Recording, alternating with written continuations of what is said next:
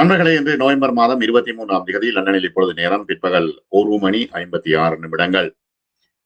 Del அவீவில் நெதன்யாஹுக்கு எதிரான போராட்டங்கள் தற்பொழுது வலுப்பெற்று வருகின்றன. ஆயிரக்கணக்கான மக்கள் ஒன்று கூடி நெதன்யாஹுவை வீட்டுக்கு அனுப்ப வேண்டும், ஏனெனில் அவர் ஊழல்வாதி, அவரை வீட்டுக்கு அனுப்பினால்தான் இஸ்ரேல் பாதுகாப்பாக இருக்கும் என்று மக்கள் தொடர்ச்சியாக ஆர்ப்பாட்டங்களை நடத்தி வருகின்றார்கள்.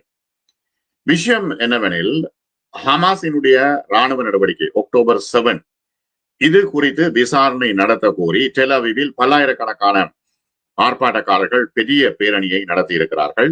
அதோடு பெஞ்சமின் நெதன்யாஹுவை எதிர்க்கும் போராட்டக்காரர்கள் தொடர்ச்சியாக இந்த போராட்டத்தை முன்னெடுத்திருக்கிறார்கள். டெல் அவீவின் ஹபீமா சதுக்கத்தில் ஒன்று கூடி இந்த தாக்குதலை முழுமையாக விசாரிக்க வேண்டும், இதற்கு காரணம் நெதன்யாஹு தான் என்று அந்த மக்கள் தொடர்ச்சியாக போராடி வருகின்றார்கள். உள்ளுக்குள்ளேயே அவருக்கு எதிரான பல விமர்சனங்கள் முன்வைக்கப்பட்டாலும், ஏதாவது விமர்சனம் முன்வைக்கப்பட்டா உடனே லெபனான்ல ஒரு தாக்குதல், அடுத்தது காசாவில் ஒரு தாக்குதல். இந்த தாக்குதல்கள் தொடர்பாக நான் நிறைவில் சொல்றேன். முழுமையாக இந்த விஷயத்தை விசாரிக்க வேண்டும், நெதன்யாஹுவை தூக்கில் போட வேண்டும், நெதன்யாஹுவை சிறையில் போட வேண்டும் என்று அவர்கள் கோஷமிட்டுக் கொண்டிருக்கிறார்கள். இது யூதர்கள் இஸ்ரேலுக்கு உள்ளேயே அவர்கள் இந்த போராட்டத்தை தொடர்ச்சியாக நடத்தப் போவதாக தெரிவித்திருக்கிறார்கள். விடுவிக்கப்பட்ட கைதிகள் மற்றும் அவர்களது குடும்பத்தினருடன் இணைந்து நெதன்யாகவும் அவரது வலதுசாரி அமைச்சரவையும் இந்த நடவடிக்கையின் வேர்கள், அதாவது இந்த யுத்தத்திற்கு காரணமானவர்கள் இவர்கள்தான் இஸ்ரேலை அழித்துக் கொண்டிருக்கிறார்கள். இஸ்ரேலிய ஆட்சியில் காசா மீதான இனப்படுகொலை போர் குறித்த நேர்மையான விசாரணையை தடுக்க இவர்கள் முயற்சிக்கின்றார்கள். நேர்மையான விசாரணை வேண்டும் என்று கோரியும் இந்த போராட்டக்காரர்கள் வலியுறுத்தி இருக்கின்றார்கள். முன்னாள் இஸ்ரேலிய பிரதமர் நஃப்தாலி பெனட், எதிர்கட்சி தலைவர் யாயர் லோபிட் மற்றும் சட்டமன்ற உறுப்பினர்கள் பெனி கான்ஸ், காடி ஐசன்கோட் மற்றும் யாயர் கோலன் ஆகியோர் இந்த பேரணியில் கலந்து கொண்டு தங்களுடைய ஆதரவை தெரிவித்திருக்கின்றார்கள். நெதன்யாஹு அமைச்சரவையை அவர்கள் விமர்சிக்கும் பொழுது இது ஒரு அரசியல் வெள்ளையடிக்கும் குழுவை உருவாக்க இவர்கள் தொடர்ந்து முயற்சி செய்து வருகின்றார்கள். இஸ்ரேலிய பொதுமக்கள் அந்த ரெட் லைனை தாண்டி விட்டார்கள். ஏனெனில் எங்களால முடியாமல் இருக்கிறது இஸ்ரேலில் வாழ்வதற்கு, நிம்மதியான ஒரு வாழ்க்கை எங்களுக்கு வேண்டும் என்று அவர்கள் கோரிக்கை விடுத்து இந்த பேரணியை அவர்கள் தொடர்ச்சியாக நடத்தி வருகின்றார்கள். சில நாட்களுக்கு முன்பு நெதன்யாஹுவின் அமைச்சரவை முழு விசாரணை அதிகாரங்களுடன் கூடிய சுயாதீன விசாரணை ஆணையத்தை அமைக்கும் திட்டத்தை அறிவித்தது. ஆனால் 45 நாட்களுக்குள் இந்த ஆணையத்தின் ஆணையை முன்மொழியும் பணியை ஒரு அமைச்சர் குழுவோடு இணைத்திருக்கிறது. இந்த குழு விசாரணையின் கட்டமைப்பை அமைக்கும், விசாரணையின் விஷயத்தை வரையறுக்கும் மற்றும் விசாரணையின் கால அளவை கட்டுப்படுத்தும் என்று எதிர்பார்க்கப்படுகிறது. ஆனால் அதனையும் கலைத்து விடுவார் நெதன்யாஹு. ஏனெனில் அவர் மீதான குற்றச்சாட்டுகள் தலைமேல் தொங்கிக் கொண்டிருக்கின்ற கத்தி போல தொடர்ச்சியாக இருக்கிறது. ஆகவே அவர் என்ன செய்கிறார் என்றால், எவ்வாறாவது தன் மீதான விசாரணையை கடத்துகின்ற ஒரு வேலையைத்தான் செய்து கொண்டிருக்கின்றார்.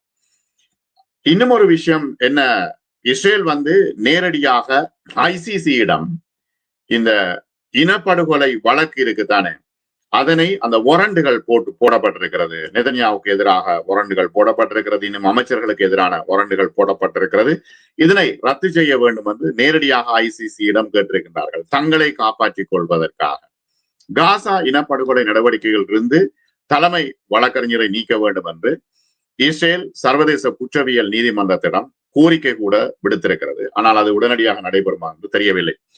காசா பகுதியிலே பாலஸ்தீனர்களுக்கு எதிராக இஸ்ரேலிய ஆட்சி படைகள் தொடர்ச்சியான நடத்தி வருகின்ற இனப்படுகொலை போரின் பொழுது செய்யப்பட்ட போர்க்குற்றங்கள் மற்றும் பிற குற்றங்களுக்காக இஸ்ரேலிய பிரதமரும் அவரது முன்னாள் போர் அமைச்சருமான யோவ் காலண்டும் சர்வதேச குற்றவியல் நீதிமன்றத்தால் வாரண்ட் பண்ணப்பட்டிருக்கின்றார்கள். அவர்கள் அது ஒரு மிகப்பெரிய நெருக்கடியாக அவர்கள் பார்க்கின்றார்கள். அவர்களை கைது செய்கின்றார்களா இல்லையா என்பது அடுத்த பிரச்சனை. ஆனால் நீண்ட நாளைக்கு பிறகும் அது ஒரு பெரும் கரையாக அவர்களுக்கு இருக்கும். இன்னும் ஒரு சந்தர்ப்பத்தில் கைது செய்யப்படக்கூடிய வாய்ப்புகள் இருக்கும். இவர் ஆட்சியில இல்லாமல் போனால் கைது செய்து கொண்டு போய் சர்வதேச நீதிமன்றத்தில் நிறுத்துவார்கள், ஆதாரங்களை கொண்டு வருவார்கள் என்பதற்காக அதனை முறையாக ரத்து செய்ய வேண்டும் என்று சொல்லியிருக்கின்றார்கள்.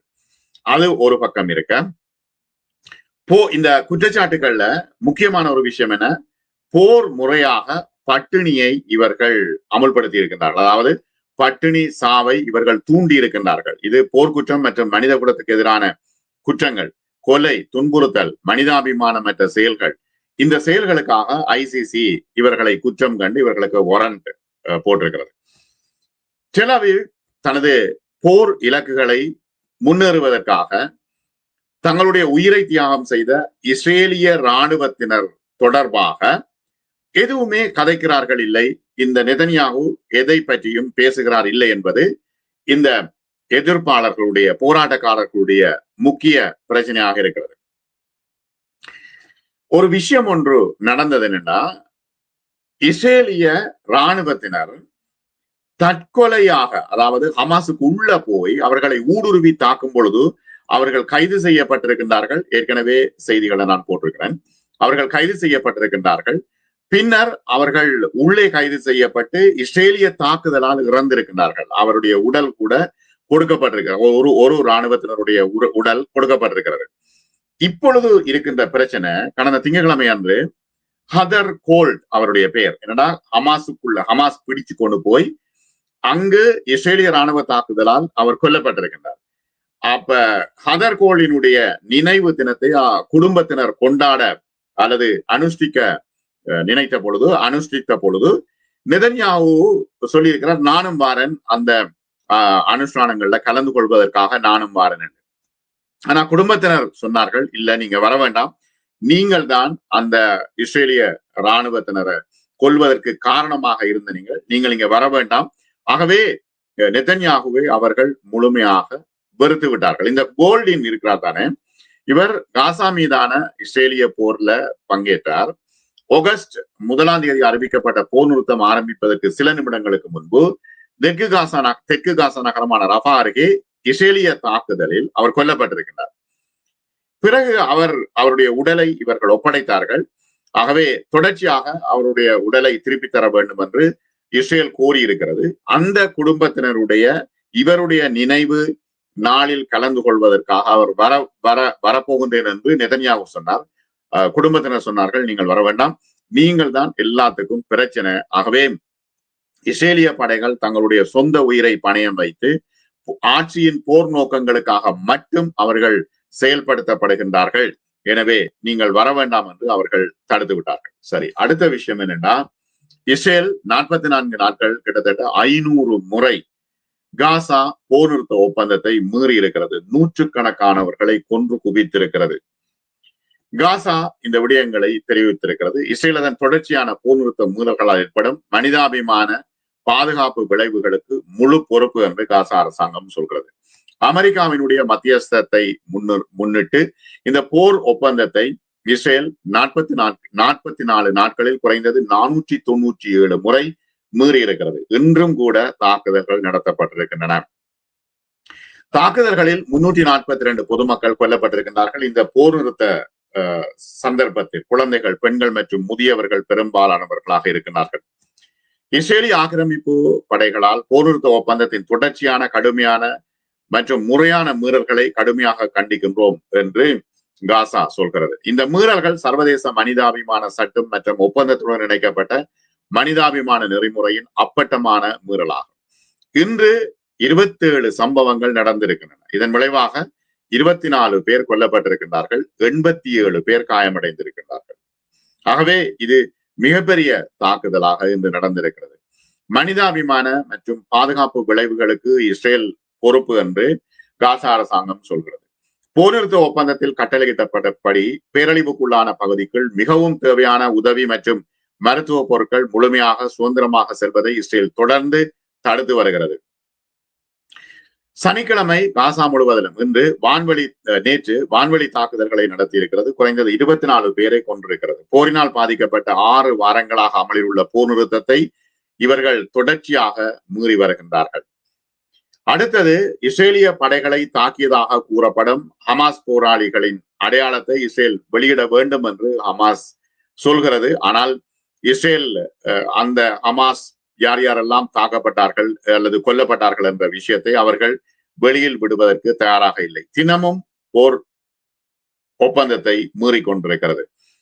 ஞாயிற்றுக்கிழமை காசா நகரத்தில் இன்று அல் ஜசீரா சொல்கிறது, போர் நிறுத்த ஒப்பந்தம் பேரளவில் மட்டுமே அது போர் நிறுத்தமாக இருக்கிறது. தொடர்ச்சியாக தாக்குதல்கள் நடத்தப்பட்டு வருகின்றன. எல்லை கோட்டை நெருங்குகின்ற பாலஸ்தீனியர்களை வழக்கமாக தாக்கிக் கொள்ளும் இஸ்ரேல் கடலோர பகுதியில் பாதிக்கும் மேற்பட்ட பகுதியை கட்டுப்பாட்டில் வைத்திருக்கிறது. ஆகவே தொடர்ச்சியான தாக்குதல்கள் நடத்தப்பட்டு வருகின்றன. இப்பொழுது இஸ்ரேலுக்குள் மிகப்பெரிய போராட்டம் வெடித்திருக்கிறது. இந்த போராட்டம் நெதன்யாவுக்கு எதிரான போராட்டம், அவரை வீட்டுக்கு அனுப்பும் போராட்டம் என்றே போராட்டக்காரர்கள் சொல்கின்றார்கள். மற்றும் ஒரு வீடியோவில் சந்திப்போம். நன்றி நண்பர்.